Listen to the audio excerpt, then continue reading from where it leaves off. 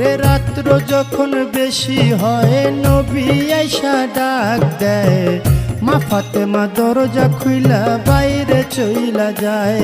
ওরে আগে নবী মুস্তফায়ে, পিছে চলছে ফাতেমায়ে, গোপনে গোপনে চলছে আলী মর্তুজায়।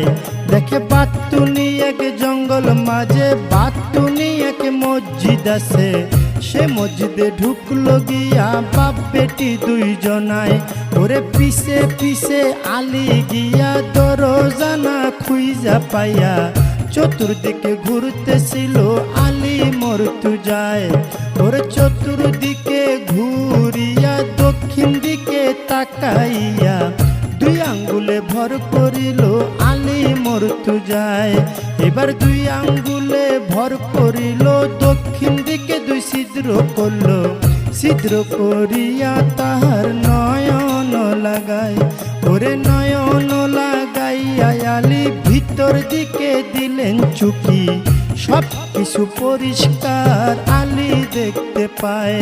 ওরে ডাইনে নবী মুস্তফায়ে, বামে মা ফাতেমায়ে, উম্মতি উম্মতি কইয়া